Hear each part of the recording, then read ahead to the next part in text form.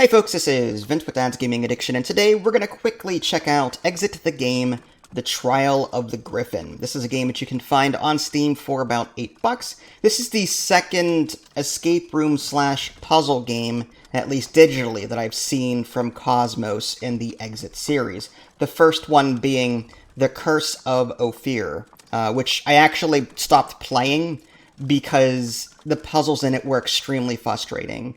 Apparently, Exit the Game is one of those tough puzzle games that makes you think outside the norm.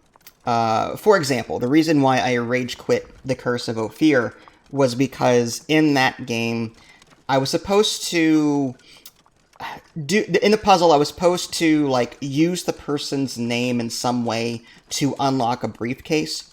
And here, I was supposed to type out the name of the person, Tori, on my keyboard. On my physical keyboard, type out the name Tori. The tutorial never informed me that I could do something like that.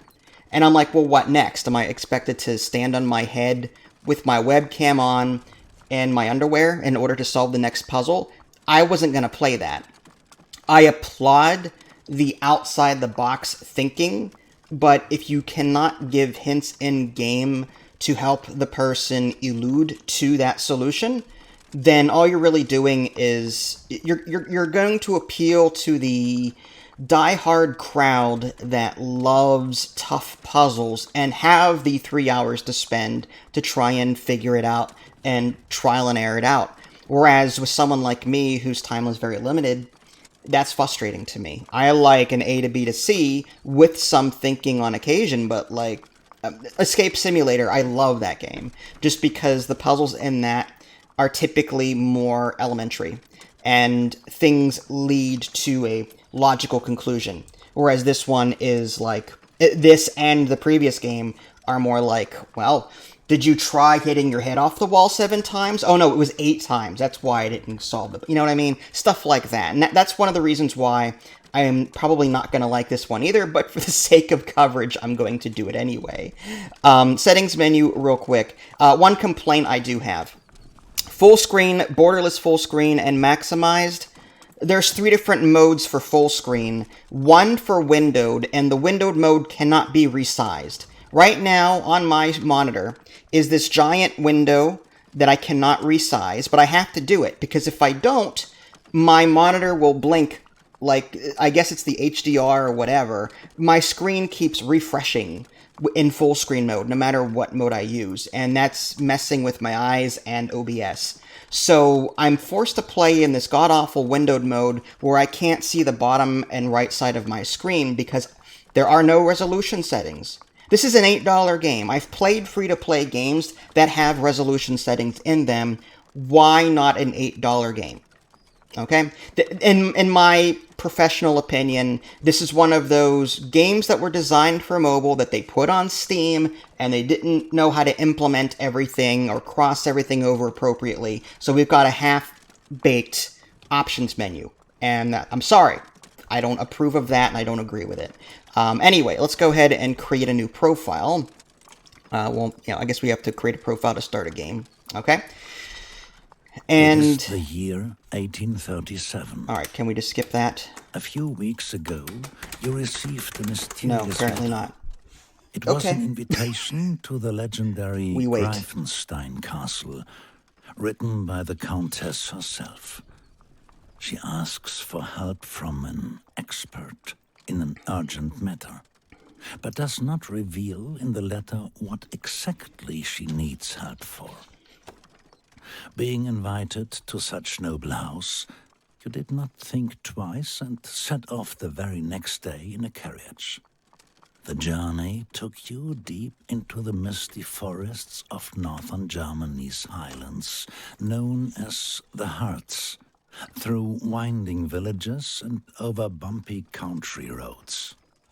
The locals you asked for directions behaved strangely, either giving no information at all or warning you of what to expect. The Countess had not been seen for decades, and ghosts would haunt the stone halls of Greifenstein, they claimed. As long as your destination was still far away, you could dismiss these stories as cheap folklore. But now you are not longer sure whether the words of the villagers might not contain a shred of truth. The carriage slows down until it finally comes to a complete stop. You stick your head out of the window, and a cold shiver runs down your spine. The outlines of the castle stand out ominously against the full moon. I like the voice actor. Dark walls await their newest guest. Props to him. That voice acting is wonderful. The massive entrance portal has closed behind you and can no longer be opened. What now? Perhaps you will find a clue in the invitation letter you received from the Countess. Alright, so I'm going to assume this is where the game is going to introduce me to my inventory. Yeah, there we go. Click on the letter in the inventory bar to select it. Alright, there's me. I can rotate the object. And for the record, I'm not going to play a full playthrough of this. I'm going to do 1 or 2 puzzles. I don't want to spoil anything for you folks, but I'm more interested in showing off the game for those that are, that like this kind of thing. Me personally, harder puzzle games typically frustrate me. But anyway, the clocks at Griffin Stein tick differently than the ones you are used to. Okay. And there's a clock on the bottom right. And it's pointing, the one hand is pointing to the 10. I don't know if it's the short or long hand. We'll find out later, I guess. But I'm going to keep in my mind that 10 is possibly something that I'll need. Okay, and there's nothing on the back. We'll close that. The letter said something about the clocks at Greifenstein. All right, so we click on that. And now we move things around. Okay, 10. If you get stuck on a puzzle, you can always get a hint. Click on the silver symbol in the upper left to open the menu bar. Okay, so there's the question mark. Click and hold the number to open a hint. Number 3 is also solution to the puzzle. The fewer tips you need, the better your score will be at the end. In this tutorial, you can use the first hint without any effect on your score, so click and hold. Alright, to solve the puzzle, you need the invitation letter, the Griffin brooch, and the hands of the grandfather clock in the entrance hall. Alright then. Now try to solve the puzzle with the clock. There is a second item in your inventory that you haven't examined yet. And remember, in Exit, everything in and around the game can be part of the puzzles, even the menus or functions on the device that you're playing on. Let's go. Again, I have to stress that. I feel like that needs to be bolded, highlighted, and underlined, because, like, again, these exit puzzles force you to think so far outside the box. And I applaud that. I really do. Like I said earlier, it's just frustrating when you're expected to go from A to D without going from A to B to C to D, if that makes any sense. All right, so there's this brooch, right? Looks like there's a red and a blue gem on it. If we turn it, oh. So, I can't move this. Okay, this is the number 12, so 1, 2, 3, 4, 5, 6, 7, 8. This looks like a long hand because it's actually touching the notch. So if I had to guess, the long hand is on the 8, and from the letter here, this is on the 10. So shorthand 10, shorthand 10. So that, and then 10. Okay, there we go. Not terrible. I feel accomplished. Knight's helmet. The helmet seems to match the armor standing in the entrance hall. Okay. Just gonna look at it real quick. There's a design on the back. That might mean something later. There are words in there. No, look at that. You can already see my number hidden in the little image of me. Well, there was an image back here. Is there like a hidden number? I don't see a number popping out at me. I'll come back to that. There's also like this, looks like a bird or a falcon, and then this is like a ram of, I don't know, with the horns. That might be an important clue. All right, well, let's back up. Can we interact? There's that suit of armor. I can click it. Click, click, click. Can I move the helmet?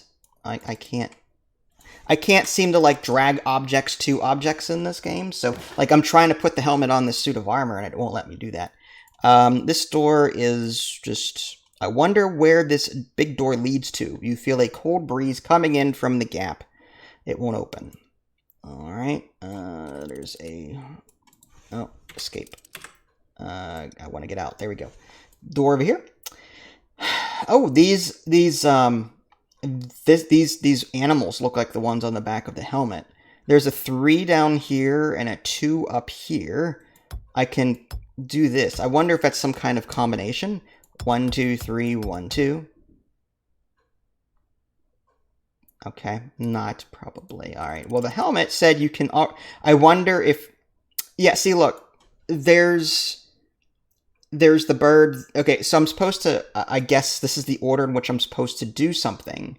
But that would imply that... Is there something in between? Like, I'm looking for something to click in between these two things, as evidenced by this. Unless I'm supposed to click on the suit of armor. Like, alright. So, I guess the question is, like, maybe this is 3, 1, 2, 3, and this is 1, 2. I wonder if, like, that suit of armor... Let's see. Let's go back.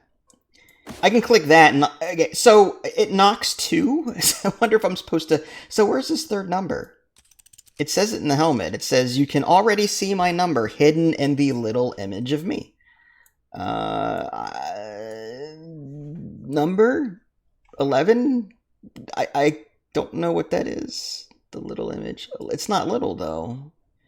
Well, compared to this helmet, it's little. You can already see my number hidden in the little image of me. Is there another image that I'm missing? I'm looking, I don't see this number that they're talking about. I'd still like to be able to drag, like... What? Are you serious? There's a number 8 there. Oh my god. Oh my god. Are you kidding? How? I have poor eyesight. How was I supposed to see that? 8. Okay. So... 1, 2, 3. 2, 3, 4. 5, 6, 7, 8. 1, 2. Ah! Knocking noises. Outside the box, indeed. The door slams shut behind you. You are locked in the library. In the hazy twilight, you see hundreds of books piled up on the shelves in front of you. Okay. Alright, well, I don't want to spoil too much more than this. I'll have a look around the room and then I'll call it. You know, just to sort of rehash what I was saying. I love escape rooms. I've done 2 in person at the compliments of their hosts to cover their business. Escape Simulator, Escape Academy. We really enjoy playing those games, especially from a co-op standpoint. This is more of a single-player game, and I suppose you could stream this and others can help you out too, so that's not a problem. But my point is, like, it's meant for a single player. Like, there's no interactable thing like one person pulls this lever and the other person pulls this lever. This is more of like a... I don't want to call this hardcore, but it's one of those puzzle games where it's not normal. Let's just put it that way. And my biggest problem with it, like I said, is... you may spend a weird amount of time or an obscene amount of time trying to figure something out when the solution is completely different than what you expected.